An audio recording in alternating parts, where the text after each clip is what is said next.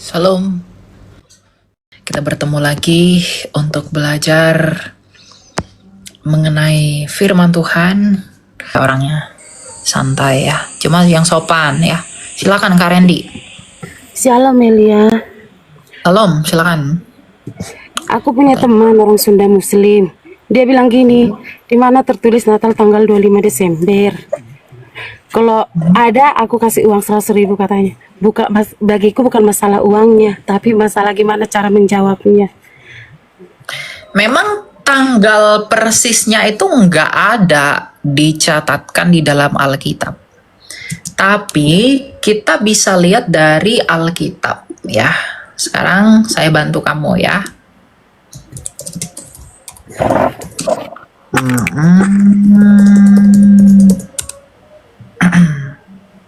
Oke. Saya bantu kamu buat memahami kelahiran Yesus secara alkitabiah. Oke nih ya.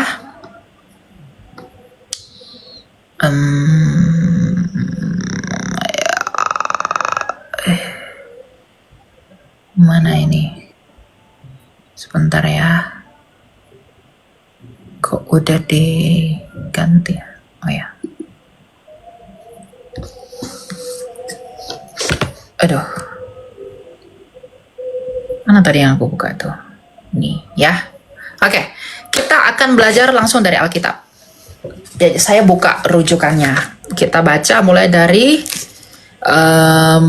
kelahiran tuh Lukas ya. Lukas.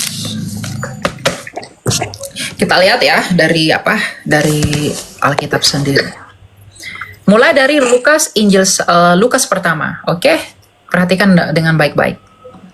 Pada zaman Herodes, Raja Yudea, ayat 5 ya, ada seorang imam yang bernama Zakaria dari rombongan Abia. Rombongan Abia itu adalah rombongan ke-8 dari giliran imamat ya. Nah, istrinya berasal dari keturunan Harun namanya Elisabeth. Nah, lalu langsung ke ayat 10. Pada waktu pembakaran dupa. Kalau pada waktu pembakaran dupa berarti itu serangkaian perayaan hari raya yang namanya Yom Kippur atau hari raya pendamaian. Nah, hari raya pendamaian ini kapan? Kalau kita lihat di sini, Yom Kippur, nih ya, Yom Kippur ya. Yom Kippur itu jatuh di 25 September. Dia berubah-ubah, tapi 25 September di sini, ya. Oke. Berarti Zakaria itu sedang bertugas di Bait Suci itu pada tanggal 25 September, ya. Nah, pada tanggal 25 September ini apa yang terjadi? Pada tanggal 25 September ini dikatakan tampaklah kepada Zakaria seorang malaikat Tuhan berdiri di sebelah kanan mezbah pembakaran dupa. Nah, melihat itu Zakaria terkejut dan takut. Namun malaikat itu berkata kepadanya, "Jangan takut hai Zakaria, sebab doamu telah dikabulkan. Elisabeth istrimu akan melahirkan seorang anak laki-laki bagimu dan engkau menamai dia Yohanes." Nah, berarti malaikat itu memberitahu bahwa Yohanes dikandung istrinya itu pada tanggal berapa? 25 September. Nah, setelah itu langsung ke ayat 26. Dalam bulan yang ke-6, berarti ini kan masih satu perikop. Dalam bulan yang ke-6 berarti 6 bulan setelah September itu bulan apa? September, Oktober, November, Desember, Januari, Februari, Maret. Ya kan? Nah, berarti dalam bulan Maret, malaikat Gabriel disuruh Allah pergi ke kota bernama Nazaret di Galilea kepada seorang perawan yang bertunangan dengan seorang bernama Yusuf dari keluarga Daud. Nama perawan itu Maria. Ketika datang kepada Maria, malaikat itu berkata, Salam hai engkau yang dikaruniai, Tuhan menyertai engkau." Maria terkejut mendengar perkataan itu lalu bertanya, "Apakah maksud salammu itu?" Nah, lalu malaikat berkata, "Sesungguhnya engkau akan mengandung dan melahirkan seorang anak laki-laki dan engkau harus menamai dia Yesus." Nah, berarti malaikat itu memberitahu bahwa Maria mengandung Yesus Kristus itu pada bulan apa? Bulan Maret, bukan? Nah, pertanyaan saya, 9 bulan setelah bulan Maret itu bulan apa? Kamu bisa hitung nggak? Desember. Desember. Jadi dari Alkitab kita bisa tahu bahwa Tuhan Yesus itu lahir pada bulan apa? Bulan Desember. Paham ya? Nah, tanggal 25-nya kok bisa persis Kak Eliana? Kita tutup Alkitab, kita buka sejarawan misalnya Eusebius. Atau nanti kamu cari ada data sejarah namanya Didaskalia Apostolorum Coptic. Ya, itu dikatakan rayakanlah Natal pada tanggal 25 Desember menggunakan kalender Julian pada waktu itu. Kalau kita sekarang masih menggunakan sudah menggunakan Gregorian. Jadi Yesus apakah lahir 25 Desember? Menurut data sejarah, menurut Alkitab yang didukung oleh data sejarah dan sejarawan gereja, tulisan Eusebius dan juga dokumen Didaskalia Apostolorum itu membuktikan bahwa Yesus memang benar-benar lahir pada tanggal 25 September. Oh, 25 September itu kan hari perayaan lahirnya Dewa Matahari. Ingat, Dewa Matahari baru dikultuskan itu pada tahun 250 Masehi. Sedangkan Natal sudah dirayakan oleh orang-orang Koptik pada tahun 169 Masehi. Makanya nanti kamu cari nama dokumennya Didaskalia Apostolorum Koptik. Itu dokumen dari tahun 169. Sedangkan Dewa Matahari baru tahun 250. Artinya sudah duluan ada Natal daripada kelahiran Dewa Matahari. Gitu. Atau seperti narasi orang lainnya, itu kan baru ditetapkan oleh Roma. Itu ditetapkan baru abad ketiga, abad keempat. Sedangkan Natal sudah dilakukan di abad kedua. Gitu. Ngerti ya maksudnya? Kamu paham? Paham. Oke, kalau sudah paham, gimana? Tolong dibuatkan VT khusus tentang hal ini gitu, tanpa campuran video saya ada di TikTok. Nanti kamu cari video saya yang ini. Saya udah buat videonya, cuma kamu yang nggak denger. Ini TikTok saya yang ini nih. Yang nanti kamu, ini kan TikTok saya kan. Nah, nanti kamu cari ini judulnya. Benarkah Natal 25 Desember? Ada. Jadi nanti kamu turun dari live ini, kamu turun, nanti kamu klik profil saya, kamu cari judulnya itu, benarkah Natal 25 Desember? Nah, nanti kamu cari, oke? Akun yang ini? Di akun ini. Oke, makasih. Saya udah buat. Sip, thank you ya. Bless you. Semangat belajar.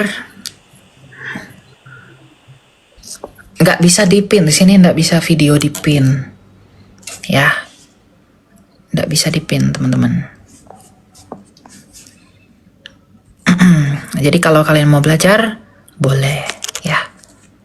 Didastarium, bukan Didastarium, Didaskalia Apostolorum Coptic. Silakan Gayatri. Halo Kak. Ya, silakan. Kamu tanya apa? Kak, ini aku mau tanya, kan pas Tuhan Yesus lahir itu dikatakan kalau pada saat itu kan ada orang Majus, 3 orang disuruh ke sana kan. Nah, pengembala. Nah, waktu itu dibilang mereka lagi mengembala kan di padang rumput. Pas itu Desember, harusnya kan ada salju. Emang make sense kalau mereka lagi mengembala gitu di padang rumput, sedangkan itu ada salju, kan salju itu identik dengan Natal ya? Ya. Nah, sabar ya, saya buka ya. Saya kemarin dari Israel pada tanggal 25 Desember. Nggak ada tuh salju di Bethlehem. Iya, soalnya dulu aku sekolah di sekolah Kristen kan, terus jadi pemahaman seperti itu yang diberikan, yang dibilang pada saat itu kan lagi menggembala, terus di mana ada orang menggembala pada saat ada salju, pada saat musim dingin. Oke. Gitu. Yang perlu kamu ketahui begini. Di bulan Desember itu yang mengatakan itu salju itu adalah pola pikir barat. Mereka lupa bahwa Tuhan Yesus itu lahirnya itu di Bethlehem. Ketika saya pergi ke Israel, nggak ada salju di Bethlehem. Tanggal 25 Desember itu nggak ada. Bahkan sampai Januari itu nggak ada salju. di Betlehemnya. Dan cuma musim dingin. Dan musim dinginnya itu ada pengembala. Di sana ada pengembala. Mereka lupa bahwa kelahiran Yesus itu bukan di daerah utara. Bukan di kawasan Gunung Hermon ke sana, ke atas tuh enggak. Bukan di situ. Tapi ke bawah. Nah, salju itu mulai kan ini Asia. Nah, Tuhan Yesus di sini lahirnya. Nah, ini ke Eropa itu baru salju. Tuhan Yesus di sini lahirnya. Di Bethlehem, di Palestina. Bahkan di kota Yerusalem pun tidak ada salju. Jadi yang mengatakan itu ada salju tuh tidak ada. Bahkan ya saya nggak tahu ya, mungkin teman-teman yang udah pernah ke Israel, saya nggak tahu, mungkin Anda berpikir saya bohong ya. Tidak ada salju di sana. Saya udah langsung ke sana. 25, saya berangkat itu mulai tanggal 20 Desember sampai saya 15 hari di Israel. Nggak ada salju di sana. Makanya saya juga bingung bagaimana orang-orang yang mengatakan bahwa di Bethlehem itu ada salju. Dan lupa posisi geografis kelahiran Yesus itu bukan di tempat yang bersalju. Ya, nih kita lihat ya. Tempat kelahiran Yesus. Nih. Ini saya ambil dari tulisannya Burita Wahyu tentang Natal bersalju. Ini saya dukung dengan literatur ya. Nih. Mitos anti Natal, orang yang anti Natal berkata Bethlehem bersalju. Katakan di sini begini, ya.